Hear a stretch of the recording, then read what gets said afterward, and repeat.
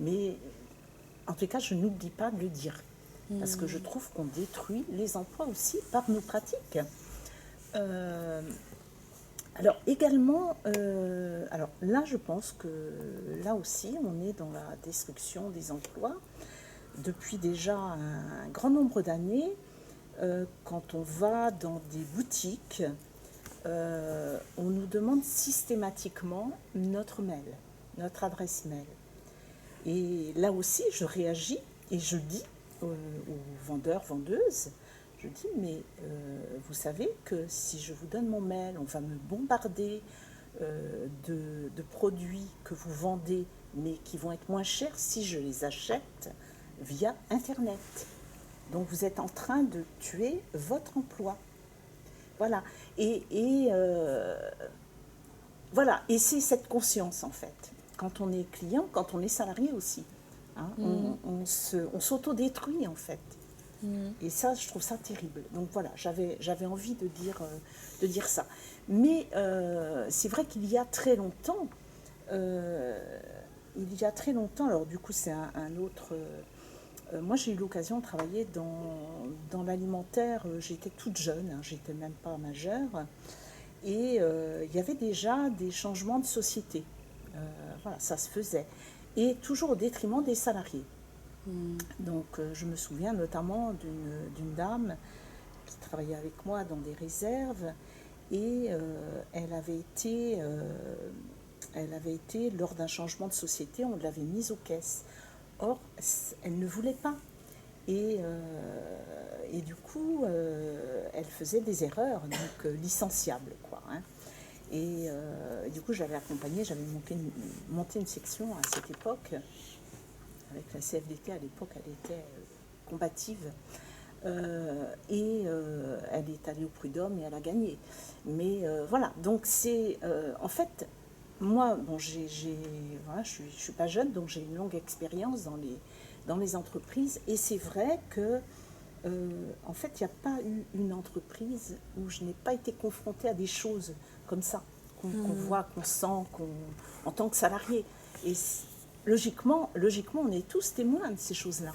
Et on devrait tous se combattre ces choses-là. Il y a plein de façons de les combattre. Et aujourd'hui, certes, c'est pire. Je pense aujourd'hui, c'est terrible. Merci. Merci Isabelle.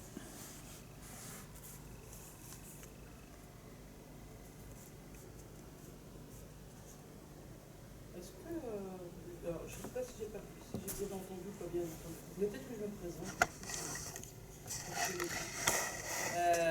Je m'appelle Babette en fait, et là je suis en formation sur Rennes, et je suis du secteur des fougères en fait, à la base, et je suis syndicalisée du coup à Laval, donc je voyage. Dans votre exposé, vous avez parlé de l'idole en fait de la personne qui s'est suicidée en 2020, je crois. 2021. C'était une chef, c'est ça? Une chef de magasin. Là où ça me choque, c'est que avant on avait beaucoup des salariés. Maintenant on arrive sur la division au-dessus des cadres et de la hiérarchie. Donc on voit qu'il y a une pression qui se fait du haut, mais qui tombe vraiment sur tout le monde en fait. Parce que vraiment le cadre hiérarchique est là pour lier, pour manager, pour être en sorte que. Donc il est tellement pressé, tellement mis dans des choses qui ne le concernent pas, en fait, que lui-même, du coup, se fait du mal aussi, quoi. Donc on arrive vraiment à des stades où là, on arrive sur des... le droit du travail, quoi, depuis... maintenant qu'il n'y a plus de représentants du personnel, par exemple, et puis sur le CSE, maintenant, on n'a plus rien à dire, quoi. On est consultatif, mais on fait bien ce qu'on veut, en fait, on n'a pas notre mot à dire. On participe plus aux choses, on n'est plus du tout investi dans. Voilà, on vous dit ça, mais de toute façon c'est comme ça, cherchez même pas. On fera ça comme ça. Donc en fait, on perd tout ce sens du travail ensemble en fait. On travaille plus ensemble, on travaille pour quelqu'un. On nous donne des prérogatives là-haut, et puis il faut qu'on le fasse. On est exécutant maintenant. On n'est plus intégré dans d'autres sociétés où on travaille, et on a pu notre mot à dire en fait. On te dit de faire ça, mais toi ce que tu as à remonter, on ne remonte pas en fait. Et je pense que ces conditions de travail-là, elles vont très très vite actuellement. Et les gens sont complètement dépassés de ça et ne réagissent plus en fait. On est sur quelque chose où les personnes sont vraiment bras ballants, justement, ils ne viennent plus au travail par plaisir parce qu'ils ne s'y retrouvent plus, ils ne s'y reconnaissent plus dans ce travail-là. Et c'est bien dommage, quoi. Mais ça va à une vitesse énorme. C'est vraiment très, très... Et surtout depuis le Covid, je pense que ça n'a pas dû arranger les choses. Plus bien, on divise bien les gens, pas trop qu'ils aient des relations entre eux, parce que au cas où qu'ils pourraient mettre les choses en face, c'est un peu fou, hein. On n'a plus du tout confiance en notre manager, et puis vice-versa, il n'y a plus de confiance, c'est très procédural, et qu'il y a quelque chose prud'homme, voilà, c'est à couteau tendu, hein, partout.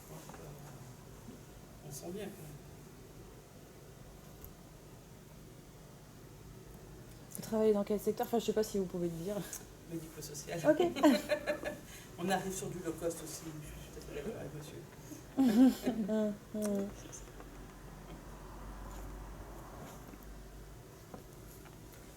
Moi, low cost, ça me fait tout de suite penser à François Ruffin quand il parlait de la prise en charge des enfants low cost.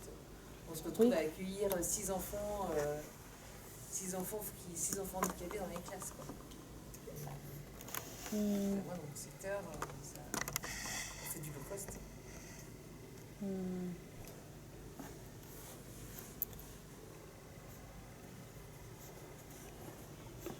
Ce matin, on avait une discussion avec un mail d'Isabelle qui bosse en CADA, le centre d'accueil des demandeurs d'asile. Pareil sur la question de normalement le décret qui concerne les CADA, c'est comment dirais-je, dit qu'il faut 15 situations, 15 dossiers individuels, mais et pour les employeurs, c'est pas la personne humaine, c'est un dévoiement. Ça peut être par exemple 15 familles, mais la constitution de la famille pour des personnes réfugiées, ben c'est peut-être dans la famille, c'est peut-être 7-8 personnes. Voilà, donc ça, c'est pas du tout. Et donc les employeurs font une lecture qui est celui du lean management, c'est-à-dire une lecture de la productivité, du productivisme au détriment de l'accompagnement. Aujourd'hui, les personnes les plus vulnérables, je pense aux personnes qui sont... Je pense aux jeunes MNA, aux mineurs majeurs, aux JMNA, des jeunes majeurs non accompagnés. Pareil, le prix de journée est divisé par 4. Il y a une rupture de l'égalité républicaine. Et les contrats jeunes majeurs pour les jeunes de l'aide sociale à l'enfance ont réduit la durée de prise en charge, alors que le Code de l'action sociale et des familles permettrait d'avoir une prise en charge jusqu'à 25 ans. Pourquoi 25 ans? Parce que 25 ans, c'est le seuil de déclenchement du RSA, et une disposition qui existait au niveau de nos collègues des missions locales et des PAIO, les missions locales pour l'emploi du jeune. Il y avait une disposition qui était une garantie jeune qui offrait un certain nombre de droits. Maintenant, ce n'est plus la garantie jeune a disparu au profit de la militarisation de la jeunesse, au profit du contrat d'engagement jeune, le CEJ. Et justement, c'est là encore avec des dispositions à moindre coût, des dispositions qui comment dirais-je, offrent le moins de garanties et de face-à-face éducatif avec les CIP, les conseillers d'insertion professionnelle. Et nos collègues des missions locales, je rappelle que la mission locale, la convention collective, c'est la pesée des emplois, c'est des critères classants, c'est exact inverse de ce que nous connaissons dans les conventions historiques du secteur, la 51 et la convention collective du 15 mars 66, qui justement se refusent à à ces critères subjectifs employeurs, mais qui défendent ce qu'on appelle les grilles de classification Alexandre Parodi, Ambroise Croizat, qui sont une progression en termes de qui valorise l'expérience et l'ancienneté, avec la même garantie de rémunération entre les femmes et les hommes de la 66. Et c'est très précisément dans l'œil du cyclone quand les employeurs veulent créer des conventions uniques, la convention unique étendue, c'est pour casser les grilles Alexandre Parodi, Ambroise Croizat. Je rappelle qu'Alexandre Parodi, qui était un ministre du gouvernement provisoire de la République qui venait d'abattre le régime de Vichy, militant antifasciste, militant anti-nazi, résistant. Le ministre du Travail avait établi un décret sur la représentativité syndicale. La représentativité syndicale, qu'est-ce que c'était ? C'était la garantie que la section syndicale était indépendante, complètement indépendante de l'employeur. C'est-à-dire, c'était très exactement l'inverse des CSE. Je rappelle que le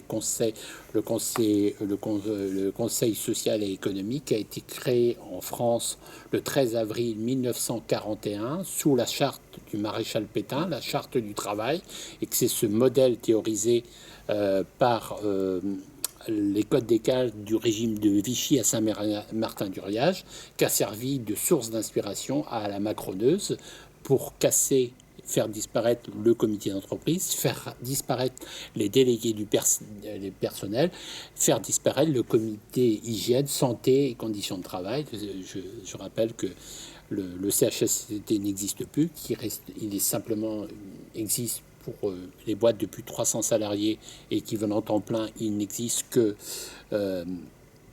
sur le volet d'une commission SSCT. Le volet hygiène a disparu au moment où on tombe en plein dans le Covid. C'est pas le moindre des paradoxes. Voilà, c'est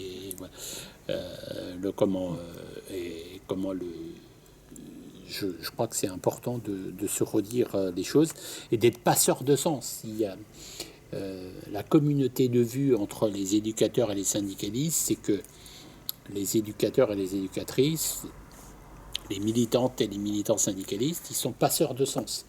Le fait on avait donné à Chane, une conférencière féministe qui était là il y a quelques semaines, un badge, parfois c'est le concept d'Erasme, mais moi je dis que c'est folie de vouloir être raisonnable dans un monde de fous. Parfois il faut être un peu fou pour pas devenir dingue.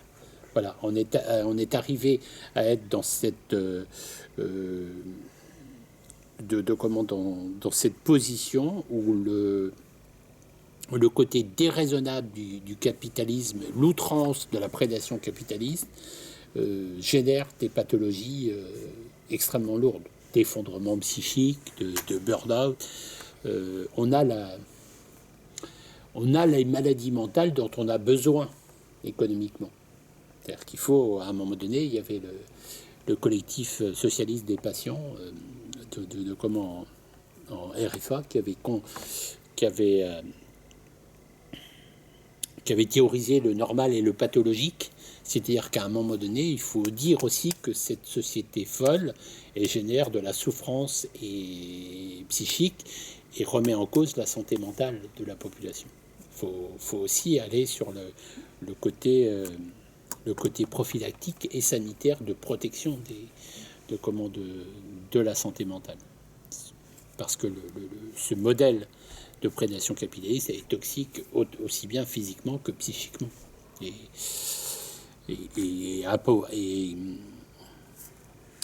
appauvrit la common decency et appauvrit l'humanité commune. Aujourd'hui, les syndicalistes sont des lanceurs d'alerte et nous, on a eu à connaître aussi des salariés qui se sont suicidés sur temps de travail, parce qu'on n'avait pas foué leur droit à la priorité d'emploi sur les accords de branche. C'est-à-dire que une des cliniques des limites, c'est aussi c'est aussi le droit. Quand j'ai fait référence,